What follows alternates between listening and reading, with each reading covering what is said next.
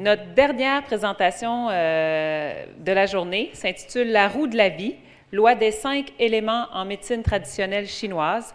C'est présenté par Christine Angelard, qui a un doctorat en médecine et qui est diplômée post-universitaire en homéopathie et médecine traditionnelle chinoise. Elle consulte à Montréal en santé globale et donne des ateliers sur le langage symbolique du corps, sur les 5 piliers de la santé et sur l'apprentissage de la cohérence cardiaque. Actuellement installée à Montréal, elle anime des conférences sur le thème de la santé et donne des ateliers en santé globale. Elle donne des cours sur la symbolique du corps humain et elle consulte aussi en naturopathie. Elle est l'auteure du livre « La médecine soigne, l'amour guérit » qui est paru aux éditions Fides. Mesdames et messieurs, Christine Angelard. Merci beaucoup de m'avoir invitée, de m'avoir accueillie. Je suis un petit peu le mouton noir de la journée, je suis la seule qui ne soit pas ostéopathe.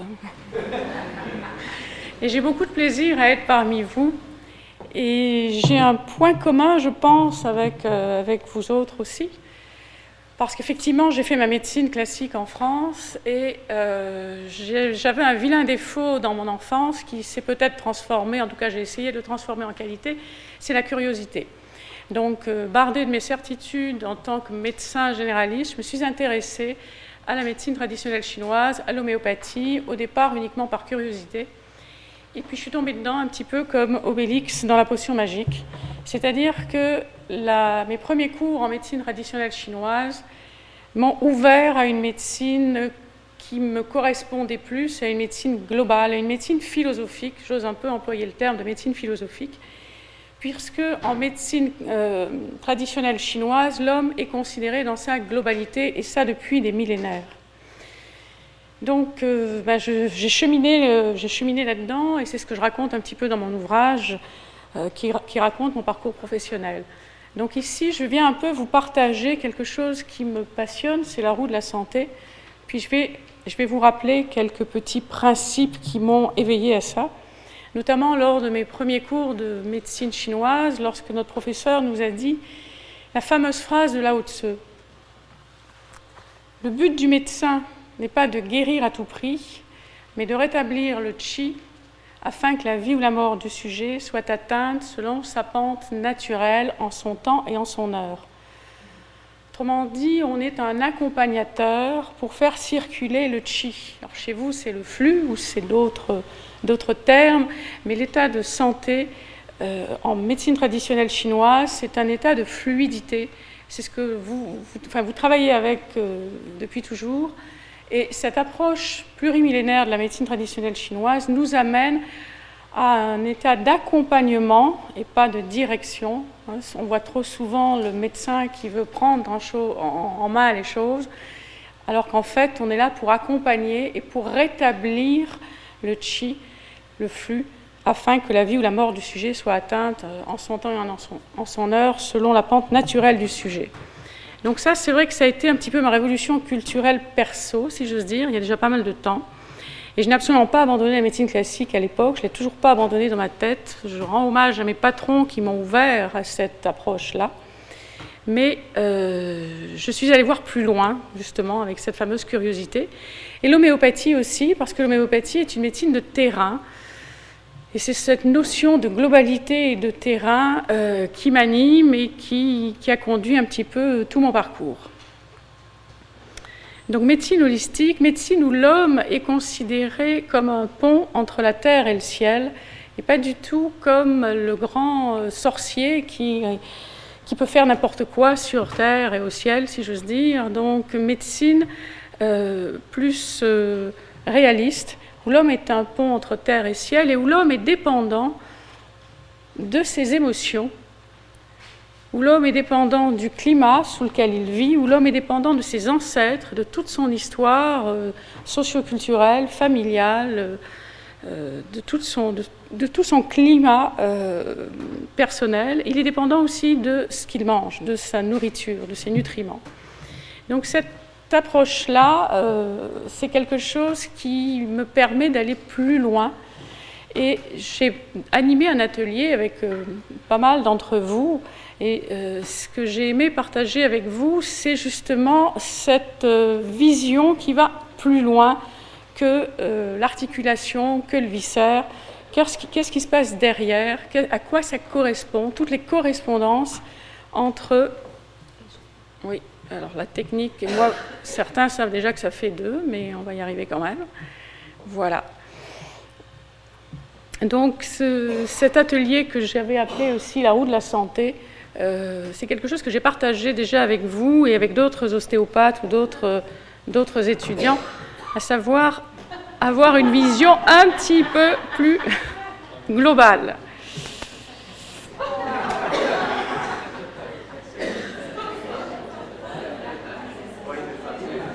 C'est pas grave.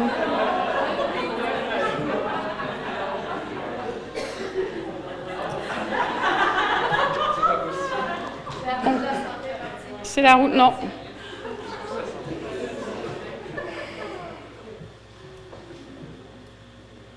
Non. Voilà. Donc je vous rappelle ce qu'il m'aurait fallu aussi, c'est un petit... Oui. Tout à l'heure, voilà, merci. Je vous rappelle le grand principe donc, que vous connaissez, j'imagine, pour pas mal d'entre vous, le grand principe de la médecine chinoise, où on définit l'état yin et l'état yang.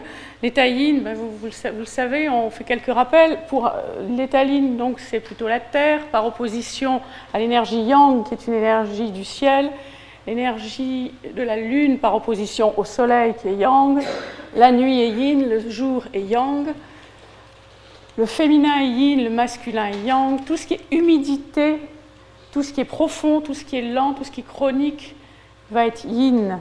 Et l'état yang est un état de sécheresse, de plénitude, d'aigus. Toutes les pathologies aiguës sont yang. Superficielles, externes, c'est yang.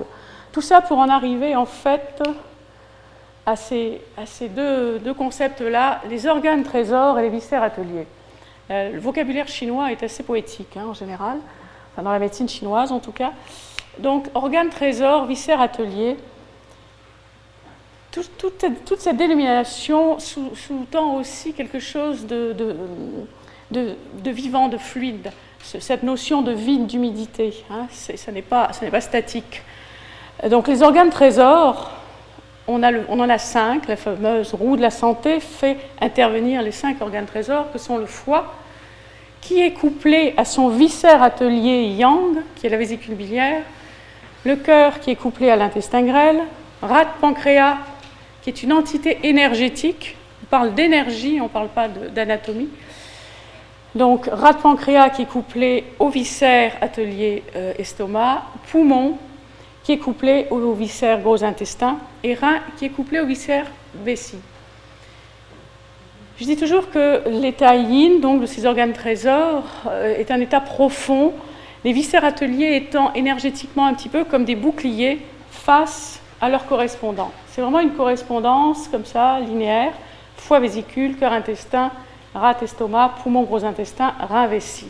Alors si rein et vessie ou foie et vésicule biliaire, ça paraît assez classique et logique, ce qui est intéressant de connaître, c'est que le cœur est couplé à l'intestin grêle et que le poumon est couplé à gros intestin, entre autres. Ça va pouvoir amener une approche différente au niveau thérapeutique et au niveau diagnostique aussi. Donc la vie, l'état de santé, la vie est fluidité. Lorsque l'énergie circule librement dans tous les méridiens, l'homme est en santé. C'est la fluidité qui caractérise l'état de santé dans la médecine traditionnelle chinoise, et je pense dans la médecine tout court. C'est un état de liberté, de circulation énergétique. Il existe une régulation harmonieuse de cette énergie de vie qu'on appelle le qi, et que l'on va voir donc dans les diapositives suivantes. Il y a 2 lois que certains connaissent déjà maintenant, ce sont les lois d'engendrement et de rétrocontrôle. Alors je vous ai fait un petit schéma d'abord un petit peu abrupt là, et on va le reprendre en dynamique ici. Alors on va... Donc, pourquoi loi des 5 éléments? Parce que l'élément, c'est l'élément métal, c'est l'élément eau, c'est l'élément bois, c'est l'élément feu, c'est l'élément terre. L'organe trésor, on va les passer un petit peu comme ceci, et puis on va les voir interagir en dynamique après. L'organe métal, qui correspond, l'organe trésor qui correspond à l'élément métal, ce sont les poumons et son viscère atelier couplé, le gros intestin. Je vous ai mis des personnages un petit peu typiques, on y reviendra tout à l'heure, Brel et Barbara, pour l'énergie du poumon. La couleur qui est associée, c'est le blanc bleuté. Une émotion est associée au poumon, c'est la tristesse, la nostalgie, la douce nostalgie. La nostalgie du paradis perdu. Première inspire, dernière expire. La saison qui est associée à cet élément, c'est l'automne. Le goût aussi qui est associé, c'est le goût épicé. Cela veut dire quand on a envie de manger épicé, c'est quelque chose qui nous dit qu'on est en vide de poumon, qu'il faut aller nourrir notre énergie du poumon. Et les appareils autres qui sont reliés donc à cet élément, bien évidemment, il y a l'appareil respiratoire, mais il y a aussi toute la peau. Tous nos problèmes de peau sont reliés à l'énergie du poumon. Et tout notre système neurovégétatif est sous la dépendance du poumon.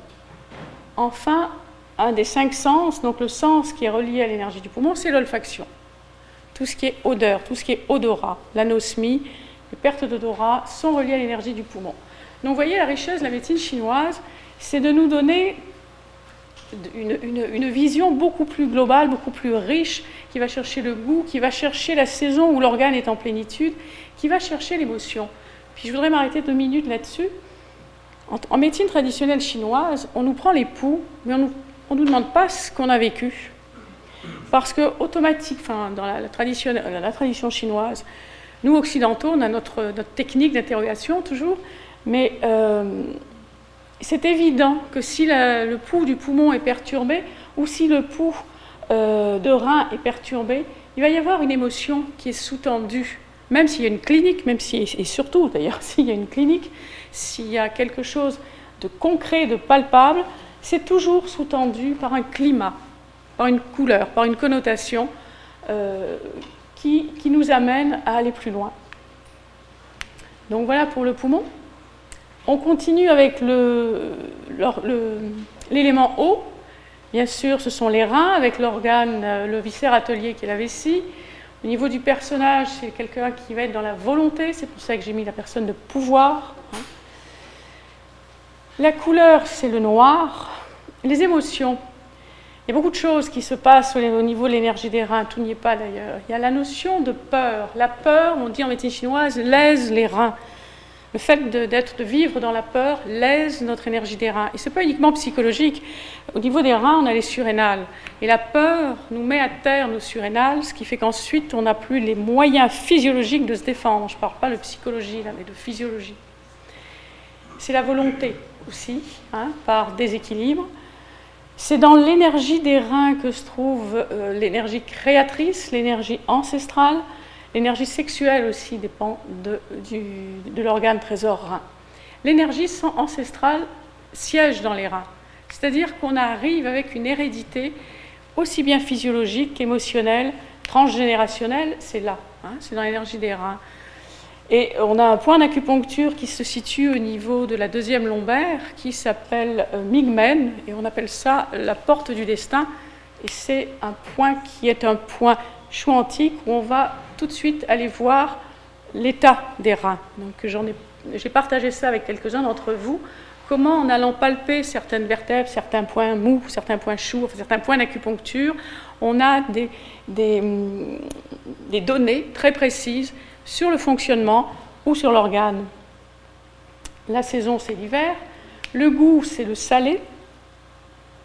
Les appareils sous la dépendance des reins, c'est l'appareil urogénital. Ce sont les os, ce sont les dents dont nous parlait Isabelle tout à l'heure. Et effectivement, travailler sur les dents n'est jamais anodin parce qu'on est vraiment dans l'énergie créatrice, dans la mémoire de l'individu. C'est quelque chose de très puissant et de très fort. Les cheveux sont sous la dépendance des reins. Tout ce qui est audition. Le territoire, c'est essentiellement relié à la vessie, vous le savez sûrement déjà. Et voilà un petit peu la famille de l'élément eau, toutes les couleurs, toutes les facettes. Et le sens, bien sûr, c'est l'ouïe.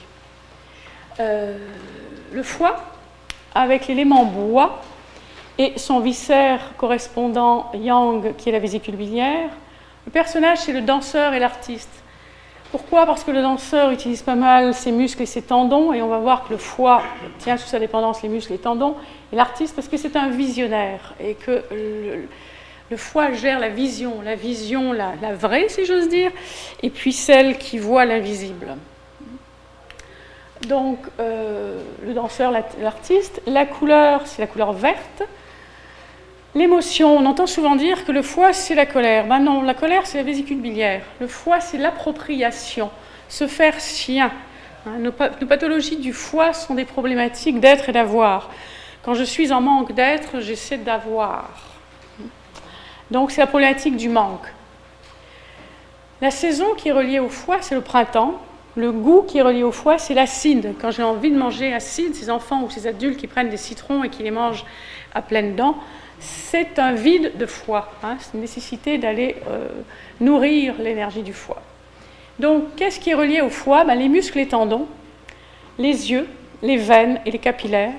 Les ongles, l'état des ongles de votre patient va vous dire comment ils sont va vous donner une indication sur son fonctionnement hépatique. La parole appartient au foie. Et un des 5 sens, bien évidemment, c'est la vision. Et vous savez très bien qu'un des premiers signes, les premiers signes cliniques des hépatites, c'est la coloration jaune de la conjonctive. Donc, alors pour le foie, on va le revoir en dynamique, c'est un petit peu fastidieux comme ça, mais on n'y coupe pas, si j'ose dire. Le feu, l'élément feu, qui gère bien sûr le cœur, avec l'intestin grêle couplé au cœur, l'intestin grêle que j'appelle dans mes cours sur la symbolique le trisélectif. C'est lui qui décide si on absorbe et que l'on va faire passer par le foie et ensuite donc dans le sang, ou si on élimine vers le gros intestin, le pur et l'impur en médecine chinoise. Moi j'ai appelé ça le trisélectif. Et comme si la matière, quand je suis en paix avec ma matière, je vais avoir plus facilement accès à mon cœur, et à mon cœur empereur autant qu'à mon cœur ministre. Je vais vous en dire 2 mots tout à l'heure. Au niveau des personnages, il y en a plusieurs. Sœur Emmanuelle, que les Belges et les Français connaissent bien, et je pense le monde entier aussi, j'espère. Le Dalai Lama, tout ce qui est personnage charismatique. Qu'est-ce qui nourrit le cœur? C'est la joie, c'est l'énergie d'amour. La saison, c'est l'été. Le goût, c'est le goût amer. Et qu'est-ce qui est géré par le cœur? Ce sont bien sûr les artères et tout le système cardio-artériel. Le sens qui est relié au cœur, c'est le toucher. J'ai rajouté le chant. Le chant n'est pas un sens, mais c'est important pour moi de le mettre aussi. Et vous voyez où se situe le toucher quand même, dans l'énergie du cœur. La terre, enfin, la terre qui est donc l'élément de rate-pancréas, la matière, et le viscère atelier étant l'estomac. Au niveau du personnage, c'est-à-dire du type de comportement, c'est la personne qui va avoir un raisonnement, c'est celui pour qui 2 et 2 font 4, pratiquement tout le temps, donc c'est en général les comptables pour qui 2 et 2 font 4 tout le temps. En médecine, un de mes patrons nous avait dit, dès la 3e année de médecine à Toulouse, à part le fait qu'il était un petit peu misogyne, parce qu'il avait commencé son cours en disant « Messieurs, vous apprendrez qu'en médecine, 2 et 2 ne font pas 4. Ça fait parfois 3, ça fait parfois 4, puis ça fait des fois 5. » C'est toute la notion d'individualisation du patient et de sortir son patient comme un individu et pas comme une statistique dans un protocole. Donc c'était tout ça. La couleur ocre est reliée à la terre. C'est le sens de la mesure, c'est le raisonnement, et c'est ce qui nous ramène au centre, c'est ce qui nous ramène au sens de la mesure, absolument nécessaire si on ne veut pas partir dans toutes les directions. La saison, c'est la fin d'été, c'est les intersaisons en général, c'est plus que fin d'été, là c'est intersaison, c'est la période de transition entre les saisons. Le goût, c'est le goût sucré, et les tissus qui se rapportent à la rate et au pancréas sont les tissus lymphatiques, tissus conjonctifs, le système hormonal féminin, et bien évidemment, c'est le goût qui est sous la dépendance de l'élémentaire. Donc, j'ai passé un peu vite parce que j'ai d'autres choses à vous montrer en dynamique, mais ce qui est important à voir là-dedans, c'est toutes les correspondances. C'est-à-dire quand on a un problème effectivement de tendon ou de muscle, savoir qu'il faut aller voir le foie. Quand on a un problème de peau ou quand il y a un déséquilibre neurovégétatif, qu'est-ce qui se passe au niveau de poumons ou de gros intestins, puisque les viscères ateliers réagissent avant les organes trésors. On dit toujours que les organes trésors ne doivent jamais, entre guillemets, être atteints par l'énergie perverse. Et c'est le viscère atelier qui va répondre avant. C'est-à-dire qu'on va avoir une cystite avant une néphrite. La vessie va répondre avant le rein. Gros intestin va réagir avant peau ou poumon. Quand on a, ce que je leur disais, quand on a un patient qui arrive avec un problème de peau, on ne va pas s'occuper uniquement de la peau et de lui donner des corticoïdes pour que ça passe.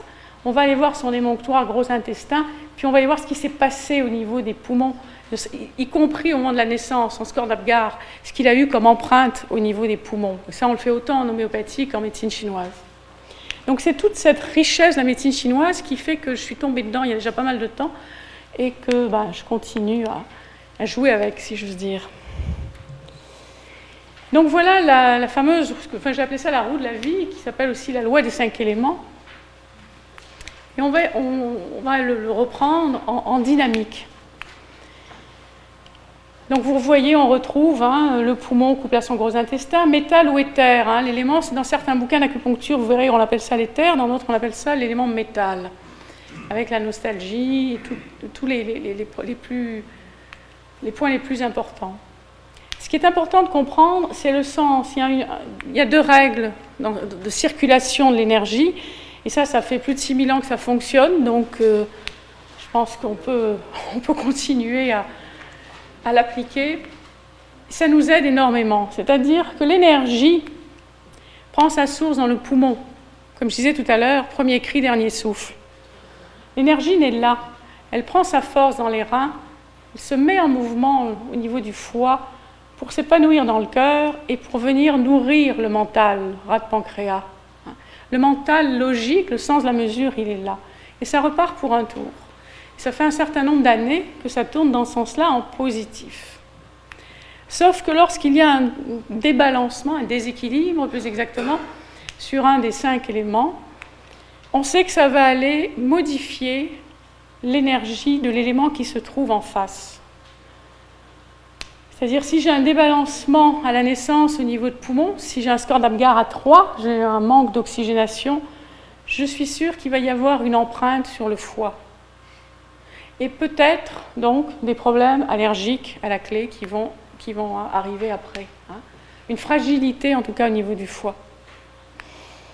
Si mon foie, à l'inverse, est chargé par toutes sortes de choses, des médicaments, des drogues, de l'alcool, toutes sortes de molécules qu'on envoie de façon intempestive, si j'ose dire, au niveau du foie, on va perdre le sens de la mesure. C'est-à-dire qu'on va fragiliser, on va freiner les petits moins, là, c'est freiner l'énergie de rat de pancréas. Et ça va entraîner toutes sortes de pathologies. Le mental, ce fameux mental dont on est très fier dans nos sociétés occidentales, qui nous permet de tout comprendre, quand il est en déséquilibre, en excès ou en insuffisance, surtout quand il est en excès, c'est là où il devient le plus dangereux.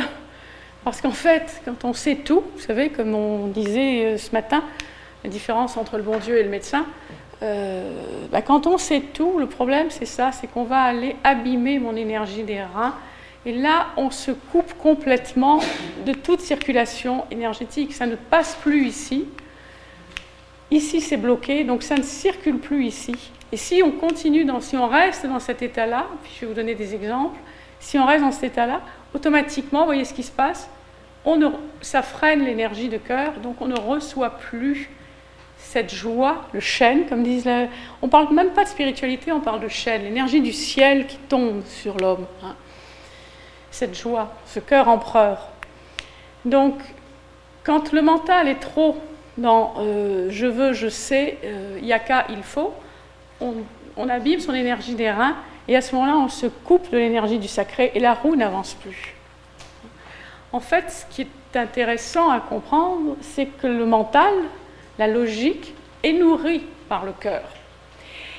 Et ce cœur dont parlent les Chinois, ce cœur cardiaque, cardiologique, si j'ose dire, des cardiologues, c'est aussi, il y a un autre cœur, en médecine chinoise, on nous apprend, il y a deux cœurs. Il y a le cœur mécanique et il y a le cœur empereur, qui est le pâle reflet de l'énergie céleste qui est en nous.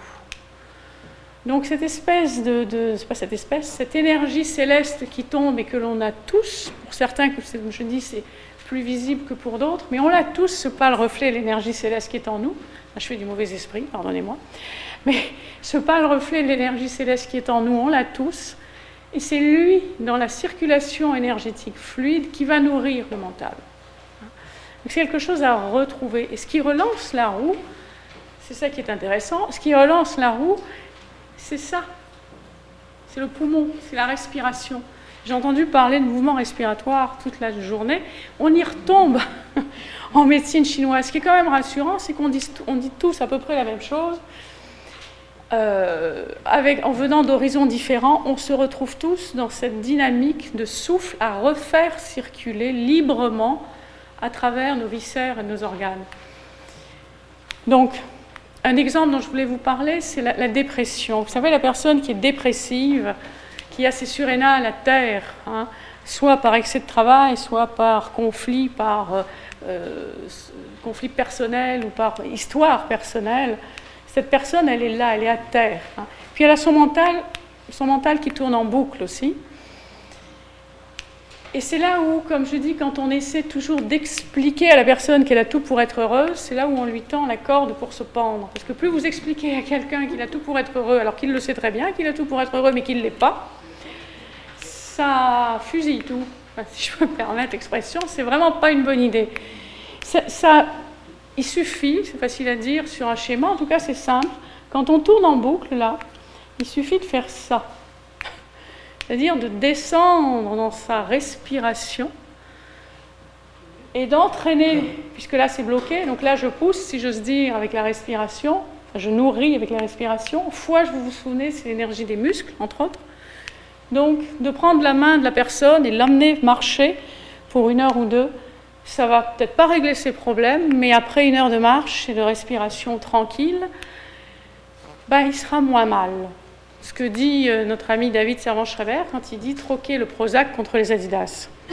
Lui le dit en psychologue, moi je vous le dis en médecine chinoise et vous allez me le dire en tant qu'ostéopathe.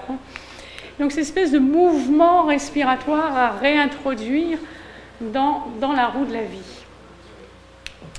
Donc j'ai été un peu vite, compte tenu qu'on est pressé par le temps et que vous avez entendu déjà beaucoup de choses. Donc là, je vais peut-être vous laisser la parole pour répondre un petit peu à vos questions. Oui ? Oui, une question, c'est que traditionnellement, on disait que le goût amer généralement nourrit le foie. Or, ici, dans le tableau précédent, le goût amer est en relation avec le cœur. Est-ce qu'il y a une raison pour laquelle... L'acidité se retrouve au niveau du foie. L'amer, c'est le cœur. En fait, le goût amer nourrit le cœur. Au printemps, les gens qui font des cures de nettoyage du foie vont prendre soit du radis noir, du pissenlit ou de l'artichaut parce que ça contient des principes amers qui aident... Oui, mais en fait, ce que ça provoque, c'est surtout une augmentation de l'acidité qui va nourrir le foie, là, qui va drainer le foie. Mais le goût amer, proprement dit, chicorée, etc., c'est à l'été que le cœur va en avoir le plus besoin. C'est là où il va être en plénitude. Donc il y a le goût ressenti et puis l'effet physiologique, qui n'est pas toujours effectivement le même. Mais c'est l'acidité qui appartient à l'élément foie. Et c'est le goût amer qui, lui, appartient au cœur. C'est peut-être pas une très bonne idée d'aller drainer le foie au printemps. Si, on draine le foie au printemps, puisque le foie est en plénitude au printemps. Si, on draine le foie au printemps. Mais effectivement, avec toutes sortes de plantes qui ont un goût amer ou acide, si on veut, mais qui sont des plantes, effectivement, drainantes au niveau du foie et qu'on connaît en naturopathie. Oui, il y a le chardon-marie, il y a toutes sortes de choses comme ça, oui. Mais on draine le foie au printemps, et là, en hiver, c'est les reins qui sont en plénitude, c'est là où on doit manger plus salé, par exemple. Nos goûts varient en fonction de la saison.